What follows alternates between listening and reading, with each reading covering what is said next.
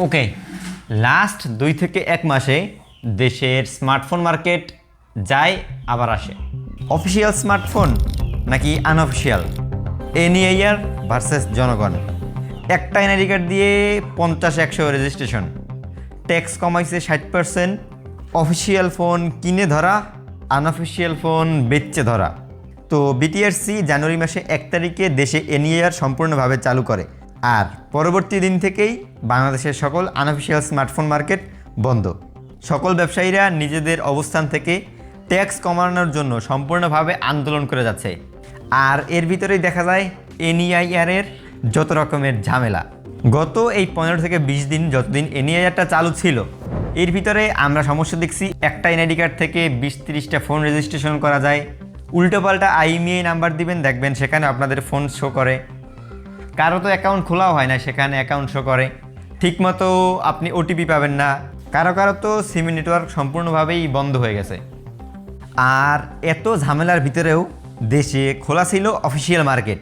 তবে হুট করেই সেখানে প্রত্যেকটা ফোনে 3 থেকে 5 হাজার টাকা বাইরে যায়। 27,999 টাকা। এই ফোনের দাম ছিল মাত্র 25,000 টাকা, সেই ফোনের দাম বাড়িয়ে গেছে কত দেখেন, 30,990 টাকা। দেশে বর্তমানে 8 থেকে 9টা অফিসিয়াল ব্র্যান্ড বাংলাদেশে স্মার্টফোন বিক্রি করতেছে। তারা নাকি প্রচুর পরিমাণে প্রেশার দিয়ে, অনেক পরিমাণ টাকা দিয়ে, ঘুষ দিয়ে বিটিআরসিকে এই যে আনঅফিসিয়াল মার্কেট বন্ধ করার কথা বলছিল। আর যে পরিমাণ টাকা অফিসিয়াল ব্র্যান্ডগুলো বিটিআরসিকে দিছে, সেগুলো নাকি এখন স্মার্টফোনের উপর দিয়ে তারা উঠাইতেছে। আপনারা এভাবেই বলতেছেন। এখন এনইআইআর এর লেটেস্ট আপডেট, আজকে 22 তারিখ থেকে এনইআইআর বন্ধ হয়ে গেছে আবারও। আর আজকে থেকেই দেশে যত আনঅফিসিয়াল স্মার্টফোন দোকানগুলো ছিল, তারা সম্পূর্ণভাবে আগের মতো দোকান চালু করে ব্যবসা বাণিজ্য শুরু করে দিয়েছে। এখন চাইলে আপনারা আগামী 3 থেকে 4 মাস, জুলাই 2026 পর্যন্ত যত স্মার্টফোন কিনবেন ওইগুলোতে যদি সিম ভরে অ্যাক্টিভ করতে পারেন, সেক্ষেত্রে এই ফোনে আর কোনো রকম সমস্যা হবে না। তো যদি ইমার্জেন্সি কেসে আপনাদের আনঅফিসিয়াল ফোন কিনতেই হয়, এই আগামী 3 মাসের ভিতরে কিনেন। এরপরে আরও কী কী সমস্যা আসবে সেগুলো সময়ের পরেই দেখা যাবে।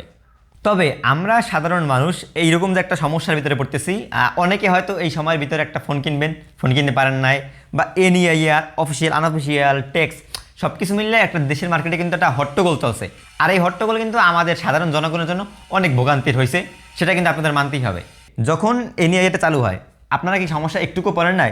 রেজিস্ট্রেশন করা, ডিরেজিস্ট্রেশন করা, অফিসিয়াল ফোন, আনঅফিসিয়াল ফোন, সেখানে নেটওয়ার্ক চলে যাওয়া, সিম ঢুকাচ্ছেন, সাপোর্ট করতেছে না। হতাশ লাগে না আপনাদের? খারাপ লাগে না? টাকা দিয়ে ফোন কিনছেন।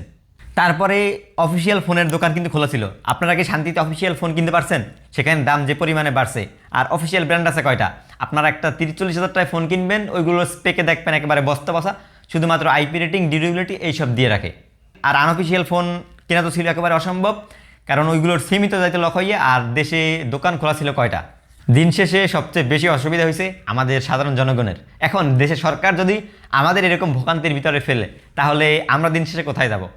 তো আনঅফিসিয়াল ফোনে ট্যাক্স ছিল আগে 61%, ওইটাকে লেস করেছিল আপনার 45 কিংবা 47%। দেন জানুয়ারি মাসের 1 তারিখে বিটিআরসি এ নিয়ে এটা চালু করে। কিন্তু হিসেব নিকাশ করলে এইখানে 45% ট্যাক্স, এইটা কিন্তু সাধারণ জনগণ এর জন্য কিন্তু অনেক ছিল। আর এইখানেই বাজে মেইন বিপত্তিটা। ব্যবসায়ী ভাইয়ের আর কি এখানে অনেক কষ্ট করছে, তারা যে এরকম নিঃস্বার্থভাবে আন্দোলন করছে শুধুমাত্র আমাদের জন্য। আপনারা এটি তারা এখন বুঝতেছেন না, যখন একটা ফোন কিনবেন নিজের টাকায়, তখন এটা আপনাদের অবশ্যই বোঝা উচিত। আর এখানে তাদের আন্দোলন করার মেইন রিজনটাই ছিল ট্যাক্স। সর্বোচ্চ 15 কিংবা 20% অথবা 10 থেকে 15% ট্যাক্স হইলেই আনঅফিসিয়াল ফোনের ক্ষেত্রে এইটাও কিন্তু অনেক হয়ে যায়। 10,000 টাকায় আপনার আরও প্রায় 3 থেকে 4,000 টাকা এখানে ট্যাক্স দিতে হবে। আর সাধারণ জনগণ প্লাস যারা ব্যবসায়ী আছে তাদেরকে, এবং আমাদের মতামত ছিল যে 15 থেকে 20% ট্যাক্স হলে এইটা একটা সহনীয় ট্যাক্স। তবে বিটিআরসি কিন্তু প্রায় 45-47% ট্যাক্স রাখছিল, 61% থেকে কমাইয়া, যার জন্যই মূলত দেশে এই যে হট্টগোলটা লাগছে।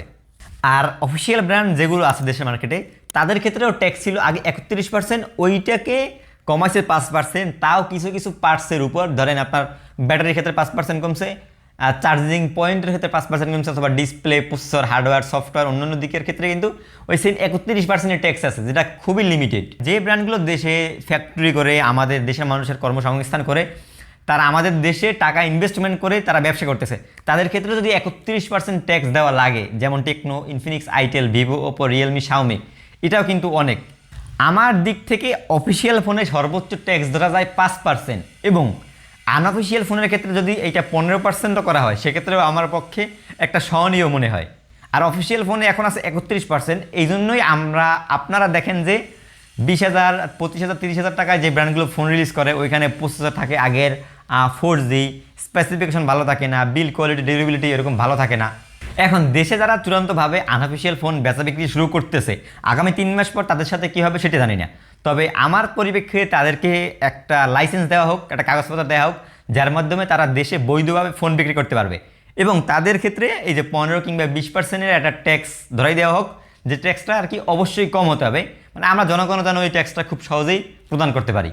আর তৃতীয়ত, আনঅফিসিয়াল ফোনগুলো কিনতে আমাদের অনেকটা অসুবিধা হয়, ওয়ারেন্টি নিয়ে সমস্যা হয়, কিছুদিন কেনার পরে সমস্যা হয়, বক্সে চার্জার ডুপ্লিকেট থাকে, ফোন সেকেন্ড হ্যান্ডটা আপনার রিপ্যাকেজ করা হয়।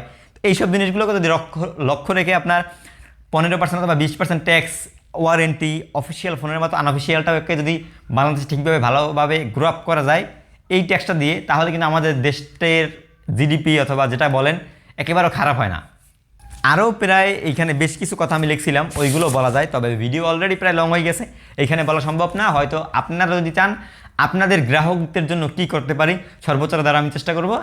ফেসবুক গ্রুপ আছে আমার, ওইখানে চাইলে আপনারা ভাই যে কোনো বিষয়ে আমাকে কমেন্ট অথবা মতামত জানাতে পারেন।